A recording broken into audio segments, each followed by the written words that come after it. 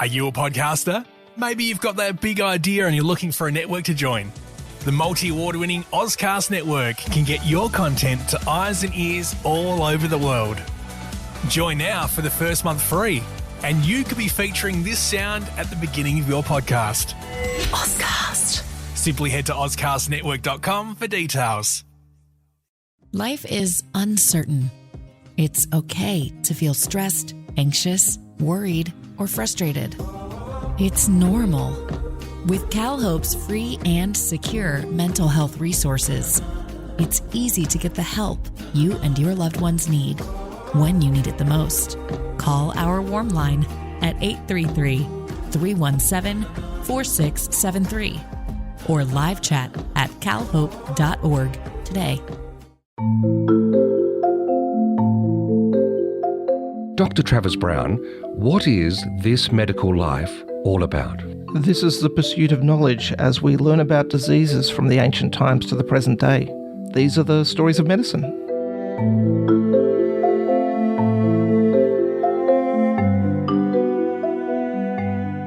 Dr. Travis Brown, I'd like to start this episode with some advice for you. Okay, sounds good. Heat not a furnace for your foe so hot that it do singe yourself. Good advice.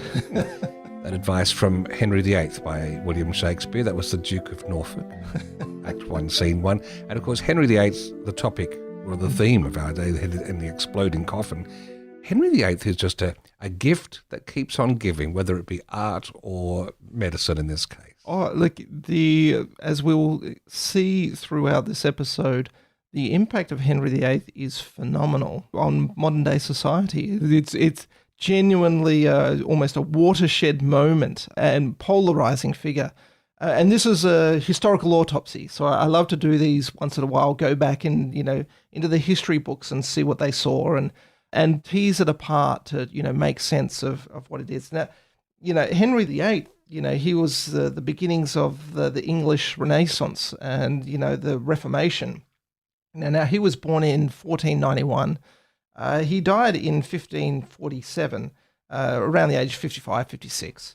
Now, he was the second son of Henry VII, and he was heir when his eldest brother died. His eldest brother was Arthur, and he died in 1502, suspected of TB.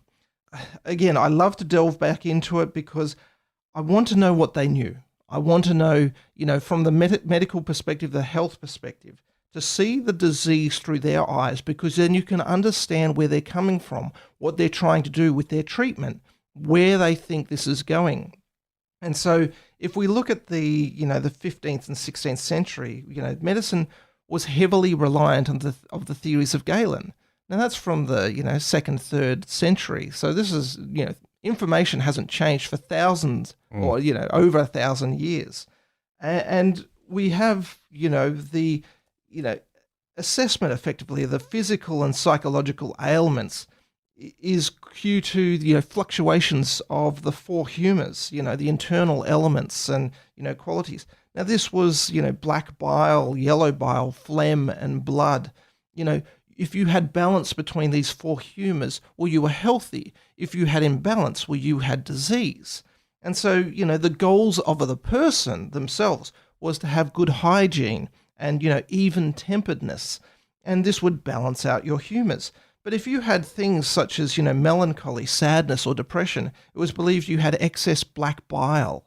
Or if you had angry and impulsive, this was an excess of yellow bile. And so this was how medicine was perceived. The goal of the doctor, interestingly, was to, if someone was out of balance, to restore your humour equilibrium. And this was done through diet and exercise and management of your body evacuations.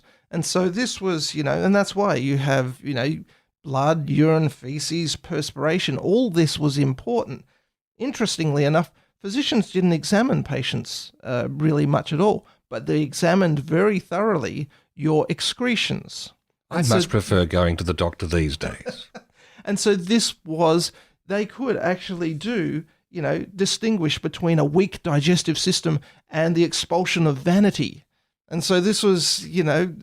Yes. You don't practice with patients these days. Do you think GP should do this more? Well, imagine diagnosing someone with excess vanity. That would be a bit different, but but look, it's interesting because that was where they believed was the disease, and this is why bloodletting was such. Bleeding a patient was because they believed that was how to get your body back into balance. And this was the whole point. The problem is you probably actually didn't want to be treated much because one of the most common treatments was lead and mercury. And so it's probably best to leave that one alone. And, again, the writings of Hippocrates was still influential. He wrote, the text was the sacred disease. And again, those were, excess bile, were noisy, restless, evildoers, Epilepsy was believed to be, caused by fear of the mysterious. And so, again, this is just, unfortunately, this is how we learn to the knowledge that we know.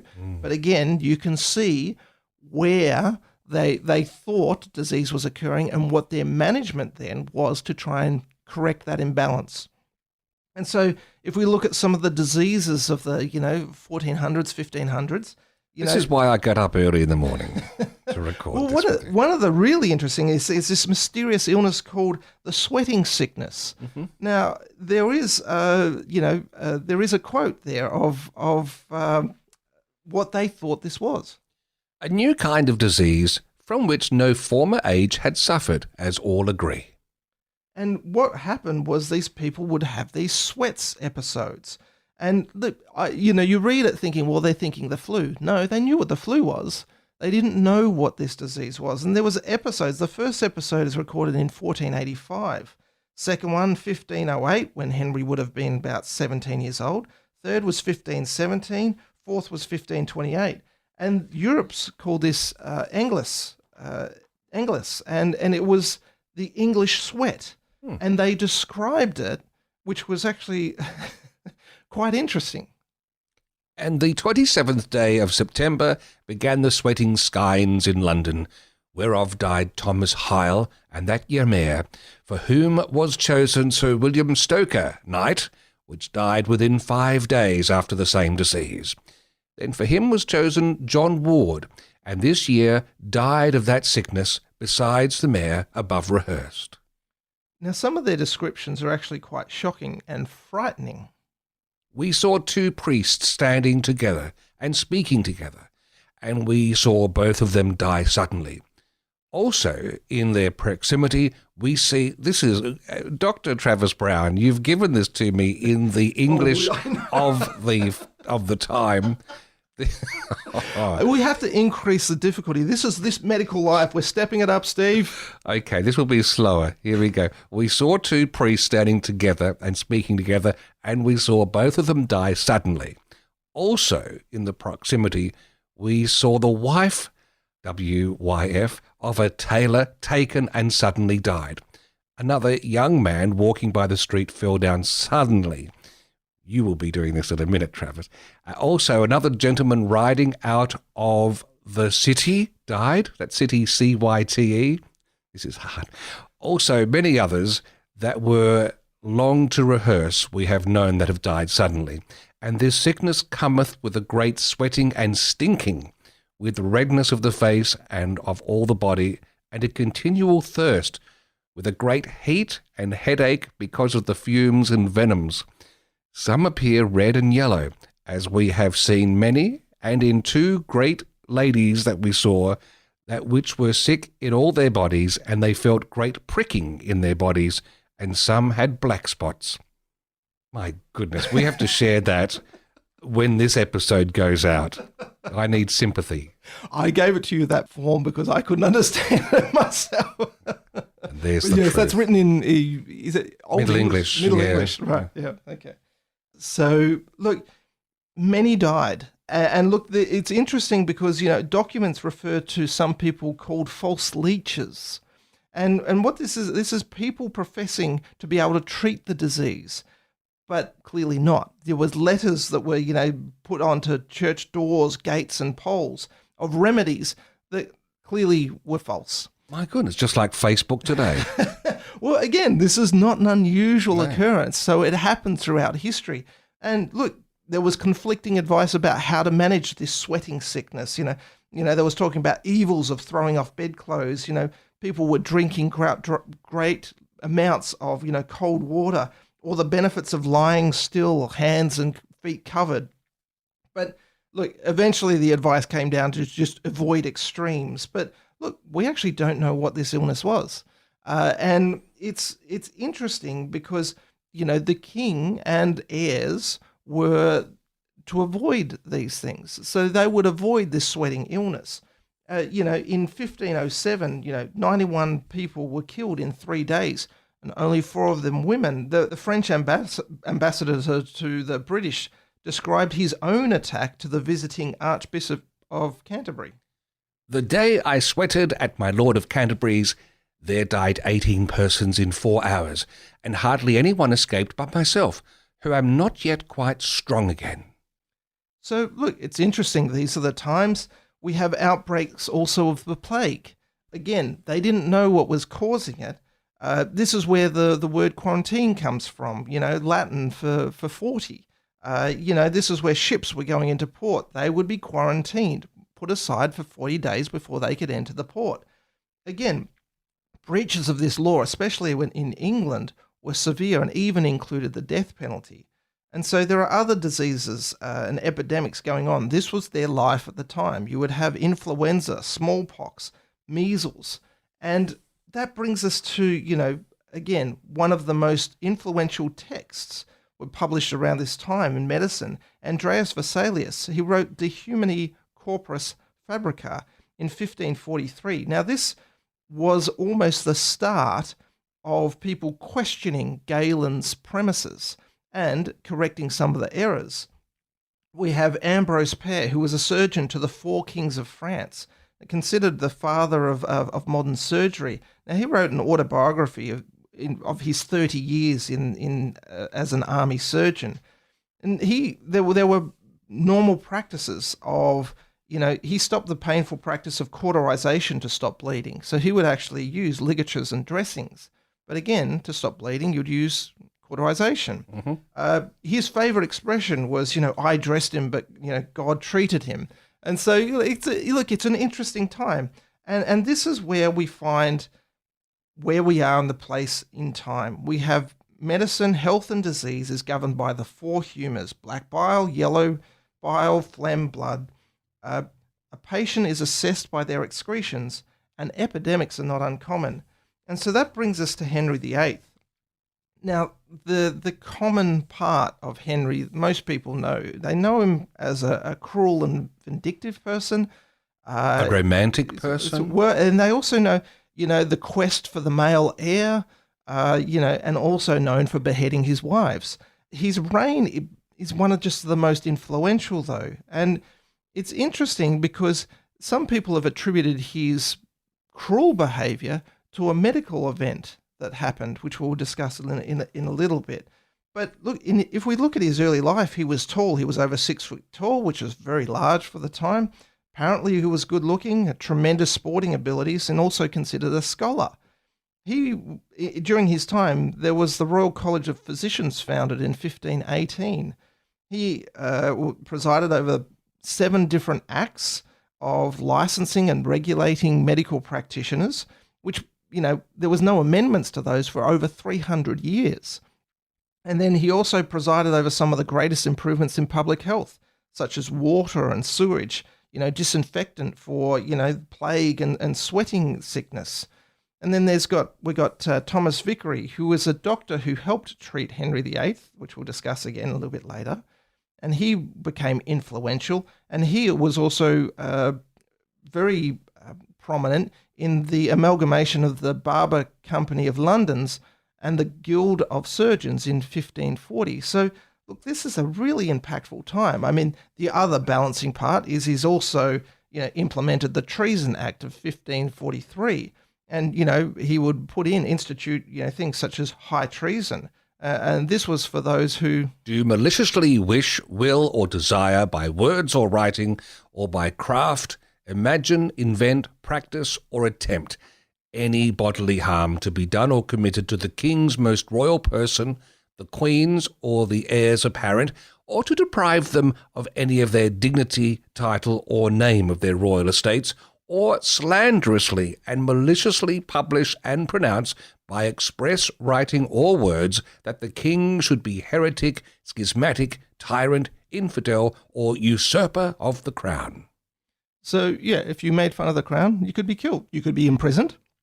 So, again, look at the time of that. That's 1543. So that date will become relevant. And then of course there's the 6 wives, and there's a rhyme. It's called of remembering the wives. Divorced, beheaded, died. Divorced, beheaded, survived. And so that's sort of the quest for the male heir, which he married the first Catherine of Aragon, married for 24 years, divorced her to marry Anne of Boleyn, and to divorce her, his first one, ended up in the British or the English Reformation. And so this is where we get the split from the Catholic Church and the Anglican. And so that is significant right at the end of the story. Yes. And again, we're having these times. 1536, again, when his second wife is pregnant, there's an incident, and she miscarriages, and eventually he executes her, probably because of malicious gossip and rumors of infidelity. It's just ends up having a remarkable life. He has 3 more wives, and by the end of 55 and 56, he dies. He does have a son, Edward the Sixth, to succeed him. But by the end of his life, he is the monarch responsible for more deaths than any other monarch before or after him. So it's a remarkable life, probably a lot not to enjoy about it, but there's also some instances where our lives are still impacted by the decisions made at that time.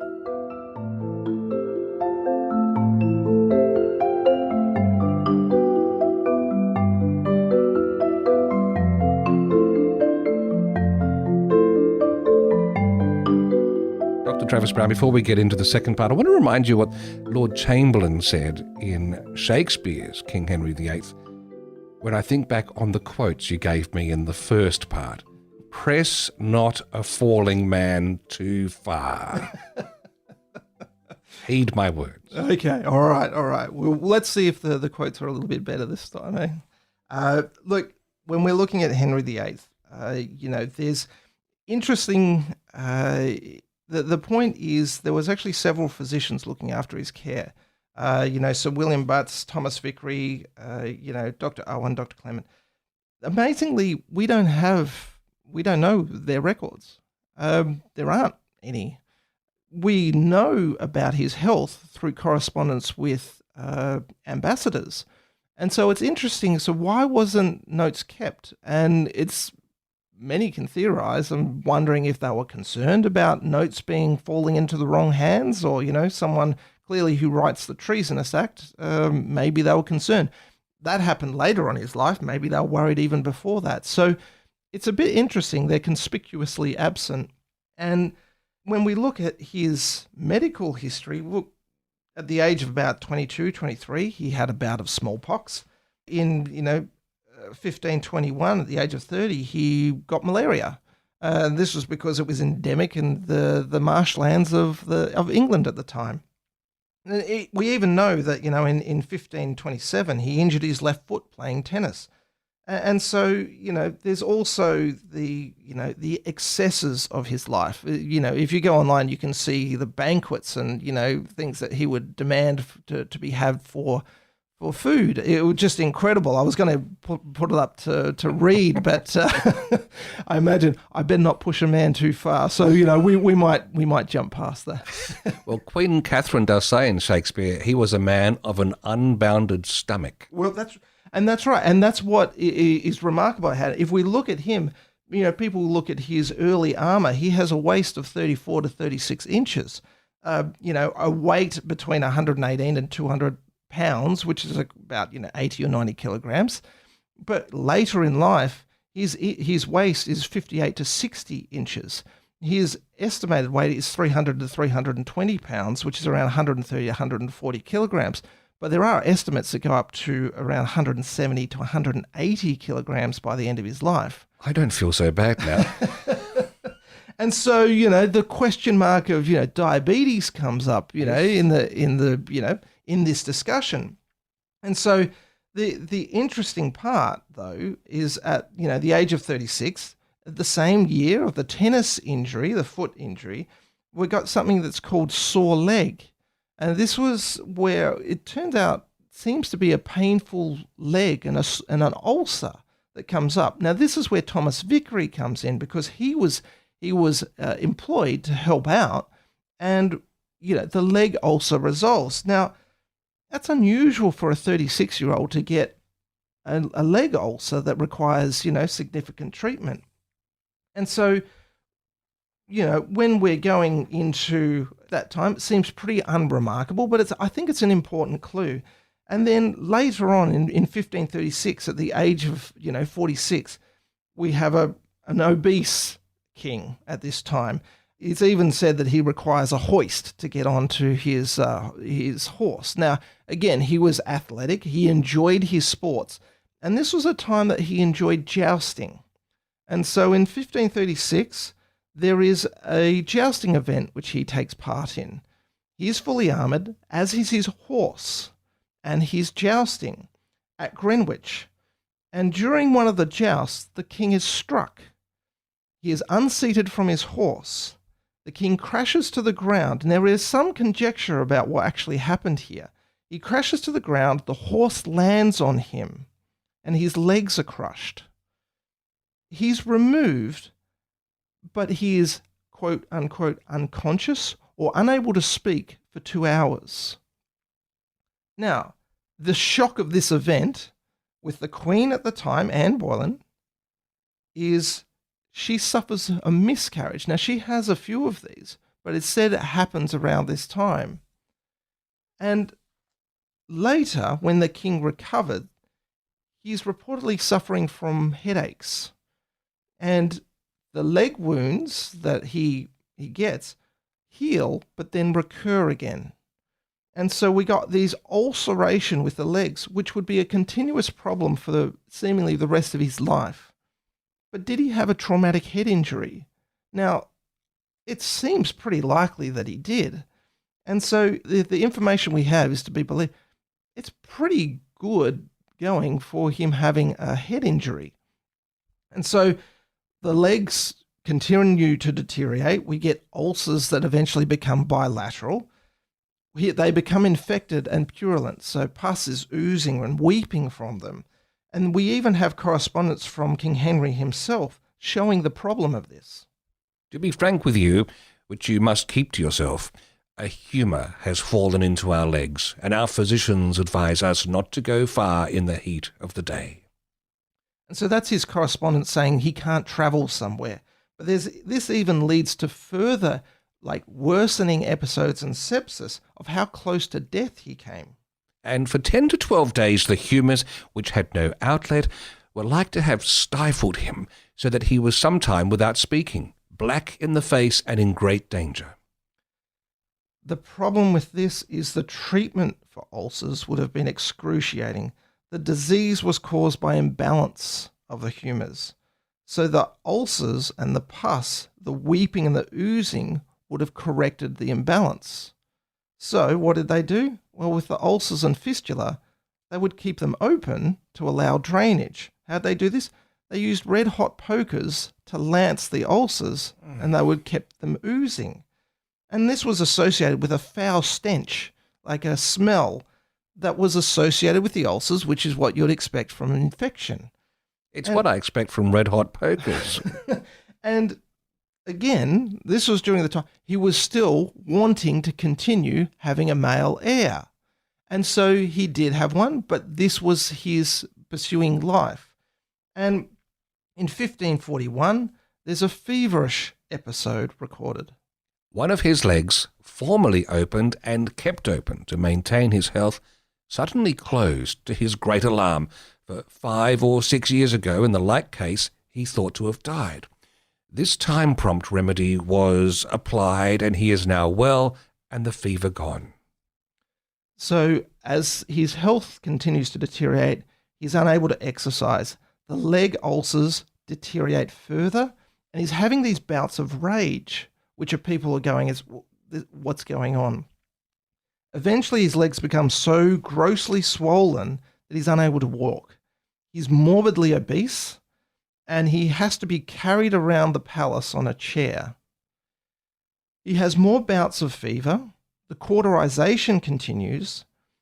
There is constant examination of his stools and sputum, but they say that nor bloodletting could help him at this time. So they're trying all the treatments, but nothing's working. He's getting worse. And by the end, they talk about his, on his deathbed, the room has this unmistakable token of mortal sickness, the oppressive aroma of stench of physical decay, and the room is full of evil vapors.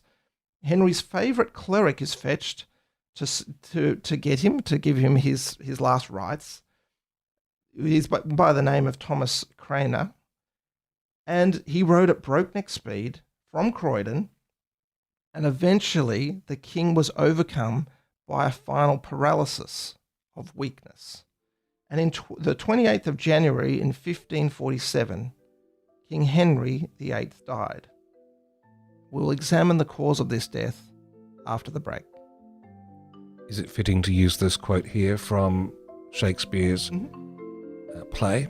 I shall fall like a bright exhalation in the evening, and no man see me more.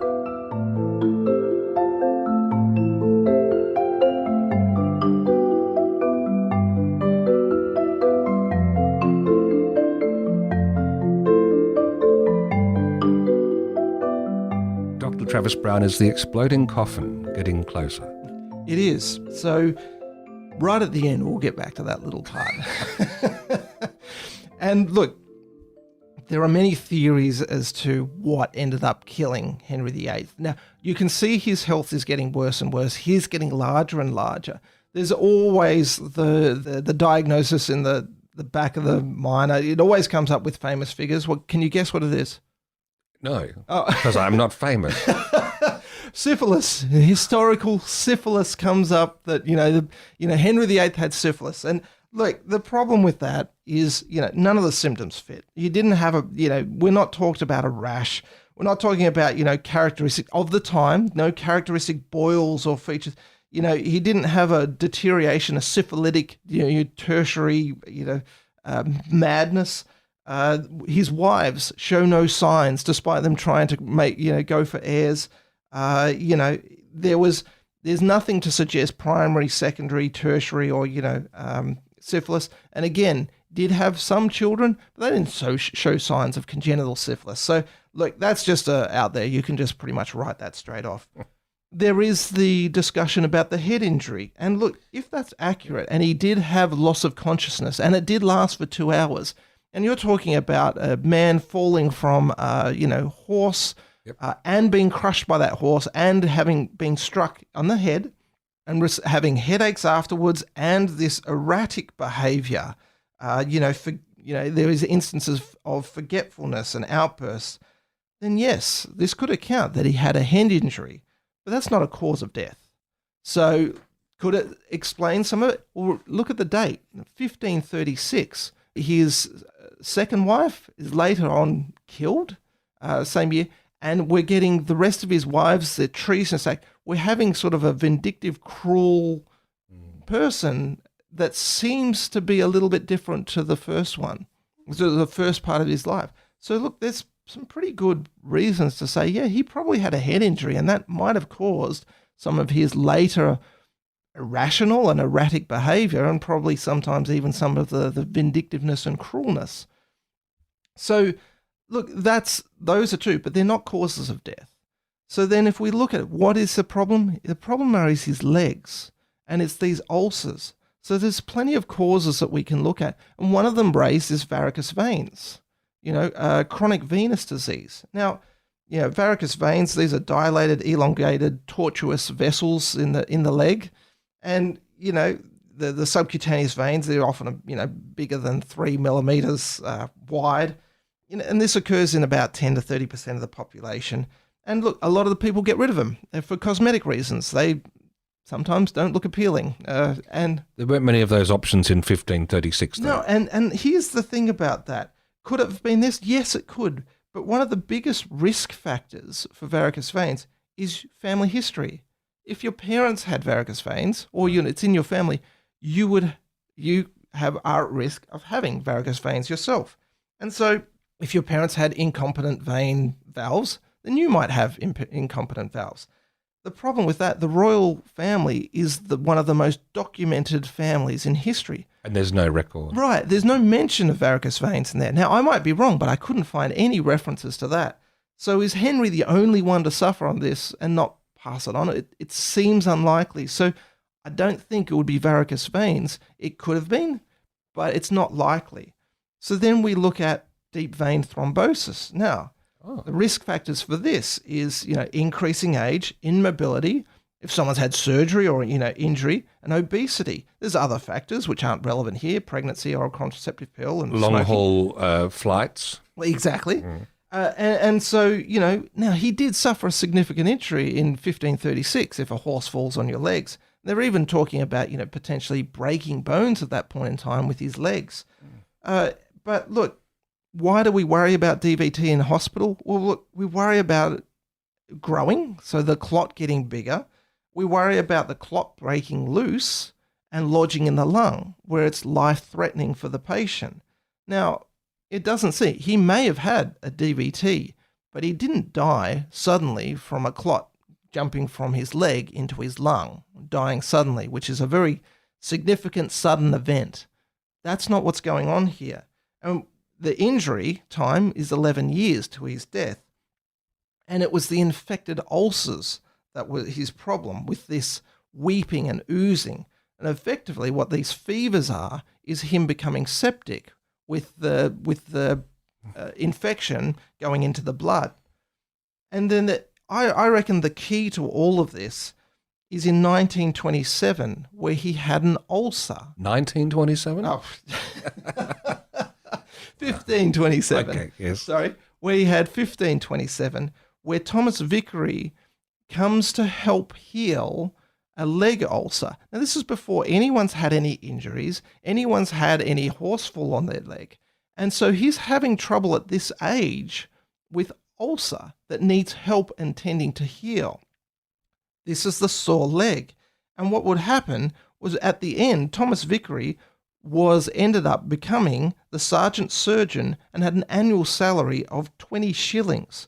So he clearly had an impact and helped him heal an ulcer. Now this, again, before anything ever happened. So if we start to piece this all together, we have an obese man, plus or minus diabetes somewhere in the mix, probably in there considering his size. And then what does this all amount to? Ulcers that are persisting. He had peripheral vascular disease. And so this is where you get poor perfusion to the legs, through the vessels, through atherosclerosis. And so this would have been exacerbated by his weight, and the leg ulcers failed to heal because they weren't getting the blood supply that they needed there. And they became infected. And effectively what would happen is he died as a result of the leg ulcers and the infection traveling into his body. And so that's what they're talking about, the smell. And that's why there are stories of him coming towards someone could be smelled 3 rooms away.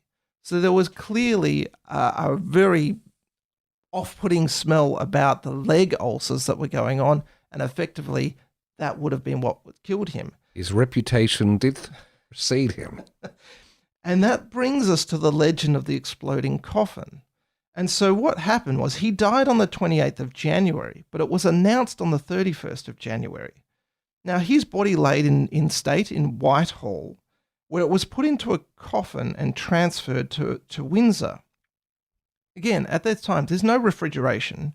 This is a body of maybe around 170 to 180 kilograms. There would be no coffin that would take, it would have had to have been made for him.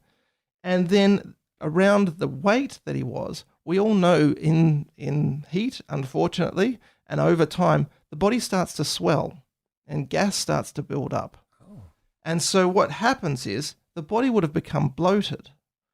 And it's said that his body exploded. Now, there's a quote from Agnes Strickland, who has a contemporary source from which they are quoting. The king, being carried to Windsor to be buried, stood all night among the broken walls of Sion. And there the leaden coffin being cleft by the shaking of the carriage, the pavement of the church was wetted with his blood. In the morning came plumbers to solder the coffin, under whose feet, I tremble while I write it, was suddenly seen a dog creeping and licking up the king's blood. If you ask me how I know this, I answer William Greville, who could scarcely drive away the dog, told me, and so did the plumber also. And so this is where this legend comes from. What happened? Well, did the coffin explode? No. It would have split. And as bodies split once they're dead, just fluids leak out. Now, there is a reference. And remember, Henry VIII would have been a very polarizing figure at that point in time, probably still is, with the English Reformation. And, you know, the reference to dog licking up the blood of the king is a biblical reference. And that reference was into King Ahab in the Bible's punishment for Jezebel. And he permitted her to practice her own religion. And so God punished Ahab with the reference. Now, this was referenced by the Franciscan friar William Petto about King Henry VIII when he was living. God's judgments were ready to fall upon his head, and that dogs would lick his blood as they had done to Ahab. What a note to finish on. Thank you, Dr. Travis Brown. I'd rather leave with a quote from Shakespeare. Leave us on an up. This is the Duke of Norfolk from Henry VIII. Be to yourself as you would to your friend. That might be leading to a better ending in life, don't you think? Yeah, go for it.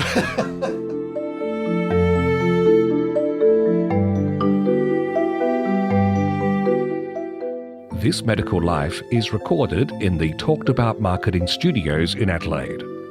For show notes and more information about the podcast, visit thismedicallife.com.au. You can contact the hosts via Twitter.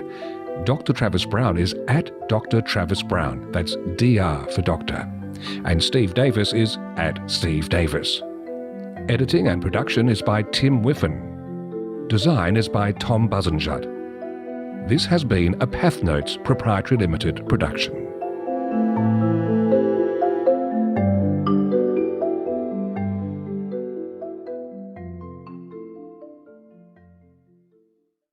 Life is uncertain. It's okay to feel stressed, anxious, worried, or frustrated. It's normal. With CalHope's free and secure mental health resources, it's easy to get the help you and your loved ones need when you need it the most. Call our warm line at 833-317-4673 or live chat at calhope.org today. Are you a podcaster? Maybe you've got that big idea and you're looking for a network to join. The multi-award-winning Ozcast Network can get your content to eyes and ears all over the world. Join now for the first month free, and you could be featuring this sound at the beginning of your podcast. Ozcast. Simply head to ozcastnetwork.com for details.